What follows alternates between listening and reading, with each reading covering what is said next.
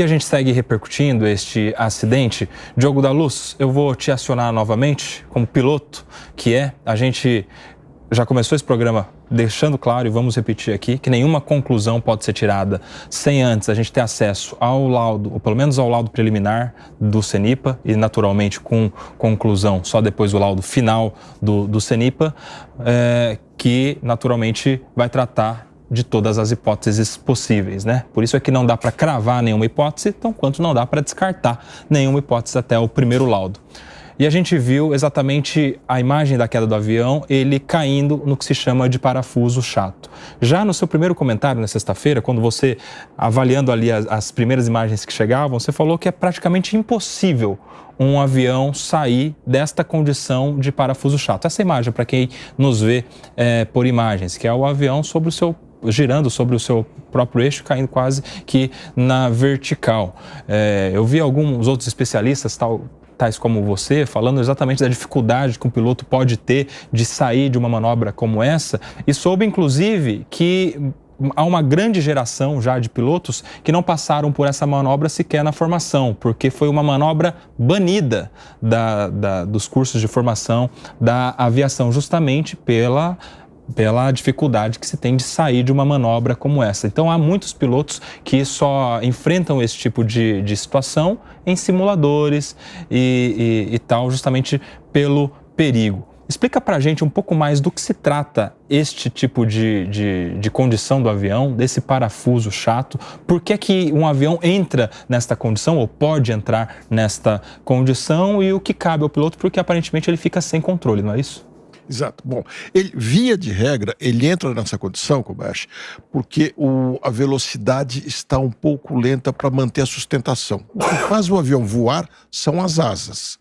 Claro, os motores tracionam o avião para dar velocidade, e com a velocidade as asas fazem o avião ficar como se fosse mais leve do que o ar, e por isso ele pode voar. Há uma pressão muito menor na parte de cima da asa do que embaixo, então a pressão de baixo empurra o avião para cima, e é assim que ele vai voando, tá? A pouca velocidade faz essa pressão não ser suficiente e ele não se sustenta e começa a cair. E começa a cair no parafuso chato, é uma coisa muito comum. Ou seja, para entrar em parafuso chato, ele tem que perder a sustentação e, por consequência, perder velocidade, é isso? Perder velocidade. E nesse avião... É o que antecede um parafuso chato. Exatamente. Geralmente. Exato. E nesse avião, em condição de voo, que os flaps estão recolhidos, essa velocidade vai ser, grosseiramente falando, 180 km por hora, um pouquinho mais, mas grosseiramente falando, tá? Para dar uma ideia para as pessoas, talvez 200 e pouco. E também não é esse detalhe que é importante. Mas quando o avião está mais devagar, que é no caso do parafuso, se você tentar acionar os comandos, ele não reage. Por quê? O comando mais atuante de todos é o leme, que está na cauda, que faz o avião guinar para a direita ou para a esquerda. Sim. Se não há impacto suficiente do ar sobre o leme, esse impacto não é suficiente para fazer o avião, a cauda guinar para um lado e a proa guinar para o outro, portanto ele não vira. Fica o leme virando sozinho, sem efeito nenhum. Virando sozinho. Vamos exagerar, imagina um avião parado. Você pode mexer nos comandos que Exato. Nada acontece. Sim. É quase como se estivesse parado. E no profundor que faz ele baixar ou elevar o nariz, é a mesma coisa, também não atua. Menos ainda os ailerons que ficam nas pontas das asas, que fazem uma asa levantar e outra baixar. Eles funcionam inversamente. Todos esses comandos se tornam inúteis. Então é como se você estivesse num carro com a barra da direção quebrada. Ô Diogo, eu vi alguns especialistas falando que é muito difícil sair de um parafuso chato, mas o jeito que tem para sair de um parafuso chato é você sair do parafuso chato e entrar num parafuso normal. Significa entrar com o bico do avião para baixo, porque daí você pega velocidade nesse perfil aerodinâmico das asas, e aí você sai desse parafuso normal. Do parafuso chato para o parafuso normal, e do parafuso sai para uma condição de voo, mas é quase que contra o instinto do piloto colocar o bico do avião para baixo, né? E mais do que isso, você está explicando que o avião não tem controle. Então, como é que se faz para colocar o bico do avião para baixo com o avião nessa condição? E aí? Em muitas situações não se faz, absolutamente não se faz. Por isso que, por incrível que pareça, é melhor para tripulações treinadas, lógico, é melhor Sim. entrar num parafuso invertido, de dorso, por exemplo, aonde o nariz tende a cair. Foi o que aconteceu com o acidente do Eduardo Campos em Santos, que todo mundo Sim. Também teve muita repercussão. Sim. Ele caiu primeiro com uma asa e aí com isso o nariz baixou. Se ele tivesse altura suficiente, Sim. ele poderia forçar o avião para baixo para ganhar velocidade Sim. e daí se recuperar. Mas precisa ter altura suficiente e precisa conseguir pôr o nariz para baixo, que nesse caso não tinha como fazer. O Diogo, O avião, ele estava chegando, ele estava se aproximando de Guarulhos, né? Vinhedo está relativamente próximo de Guarulhos. Você falou que ele estava a 5.000 pés. Não, 5.500 metros. 5.500 metros. Cerca de 15 mil pés. 15.000 pés.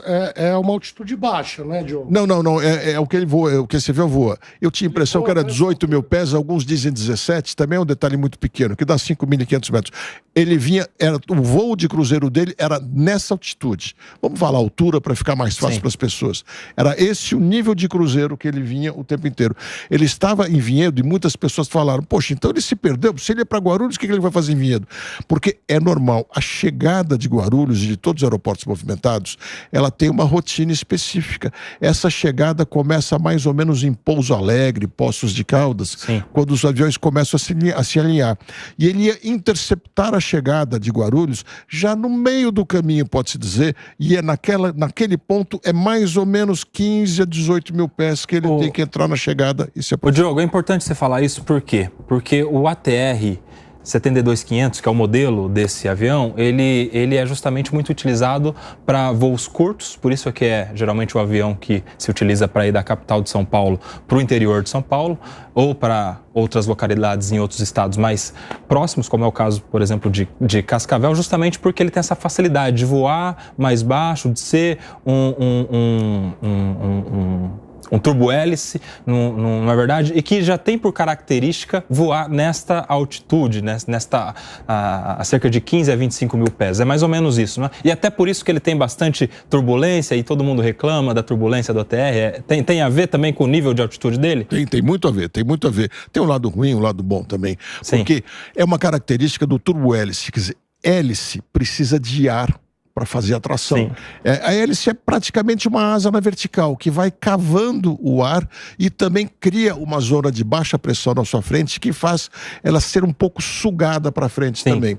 Precisa de bastante ar. Já os aviões turbofan, vamos falar jato, que é uma linguagem mais simples das pessoas entenderem, eles não precisam de tanto ar, eles querem um ambiente mais rarefeito para haver menos atrito, porque a capacidade de empuxo das turbinas é tão grande, ainda mais os turbofans que tem um ventilador enorme, vamos dizer assim, que ele vai bem em altitudes maiores. E nessa média altitude, em torno de 20 mil pés, as turbulências são mais incômodas. 35, 40 mil pés você tem menos turbulência, mas quando tem, pode ser muito mais violenta. O ar acima de 30, 35 mil pés pode atingir a velocidade de 150, 200, 300 km por hora. E só para deixar claro, pode ser muito violento em relação aos efeitos de alguém que esteja sem cinto, sem tá ali nas condições que a tripulação pede, porque turbulência não derruba o avião. Isso é verdade ou não? Absoluta verdade. Turbulência não derruba avião, mas vale lembrar, como você bem comentou, turbulência não derruba, mas é a maior causa de acidentes, ferimentos nos passageiros, porque estão sem cinto, muitas vezes, vem uma turbulência, a turbulência faz o avião pegar um vento descendente muito forte, depois o ar ascendente, e nisso ela é jogada para cima e para baixo e pode se machucar seriamente. A gente tem perguntas aqui da Raquel e do João. A gente tem lido em vários noticiários e jornais e comentaristas, especialistas em aviação, o avião, para a maior parte, aliás, todos os comentários que eu li, ele estolou, ou seja, houve uma queda livre desse avião. E alguns falaram que a única possibilidade seria com que todos os passageiros fossem para frente. Isso existe, já existiu. Algum avião na vida real, não só em filmes, já conseguiu reverter um acidente de queda livre com todos os passageiros indo para frente, ou não existe essa possibilidade viável de tempo? Em tese, até talvez pudesse funcionar, mas isso nunca foi testado. É uma questão parece coisa de filme isso daí, exatamente, né? Isso vira mais coisa de filme, até porque não não há como organizar, não há tempo, não há comunicação para isso e principalmente não há treinamento. E muito provavelmente, se isso fosse feito para fazer o nariz baixar, talvez não se conseguisse mais levantar, porque desbalancearia demais o avião. Tem esse detalhe. Pergunta do João Belucci. Vou perguntar pro Diogo. Diogo, quando você está ali na queda, né, eles provavelmente... Aparentemente todos estavam em seus lugares, porque deve ter tido umas turbulências anteriores, algo assim, e o piloto deve ter falado, fiquem todo mundo sentado, cintos apertados. Mas nessa situação, me parece que foram 60 segundos, né? Existe algum protocolo na aviação, por exemplo, o piloto falar para os passageiros, nós fizemos tudo que estava ao nosso alcance, infelizmente estamos caindo, façam suas orações, existe isso? Ou ele tem que tentar até o limite, não comunica as pessoas? Como que é isso? Essa é uma coisa que às vezes, João, deixa as pessoas muito incomodadas, indignadas, se sentem desrespeitadas. Isso quando o acidente não é fatal, logicamente, né? Mas tem uma máxima na aviação que é muito importante, é voar, navegar, comunicar, nessa ordem. Primeiro você tem que se preocupar em fazer o avião estar voando de maneira segura. Se fizer isso, aí você começa a pensar na sua navegação. Porque não adianta você querer pensar para onde você vai se o avião está de dorso, por exemplo. Tá? Então mantenha o avião estável, aí pensa na navegação. Resolvidos esses dois aspectos, aí você se comunica, seja com o controlador, ou seja, com os passageiros. Portanto, num caso, já aconteceram diversas vezes que as pessoas reclamam demais dos passageiros, há uma urgência, um problema qualquer, o avião tem uma despressurização, digamos. Ele precisa baixar imediatamente o nariz, porque o ar rarefeito lá em cima é muito inóspito para as pessoas. Então ele baixa rapidamente. No momento que ele nivela, conseguiu estabilizar a situação, aí ele vai explicar para os passageiros o que aconteceu e para os controladores também. Diogo, isso pode explicar a falta de uma emergência comunicada às torres de comando? Porque até esse momento, mais uma vez lembrando, há uma investigação pelo CENIPA, mas até esse momento a informação seria de que não houve nenhum tipo de emergência informada pela tripulação às torres de comando. Isso pode explicar essa ordem que você falava, justamente de voar, navegar e depois se preocupa em comunicar? Como é que é? Claro, pode realmente explicar. A gente, como você bem disse... É porque a torre nesse momento não teria o que fazer, não é isso? Não teria nada para fazer. Quer dizer, você vai comunicar a torre quando... no caso aqui não é a torre, a gente chama a torre, mas é o controlador ainda, é o centro. Mas você vai se comunicar com ele no momento que ele possa te ajudar em alguma coisa ou que você precise avisar que você está em outra situação, outro lugar, digamos, para evitar a colisão com algum outro avião.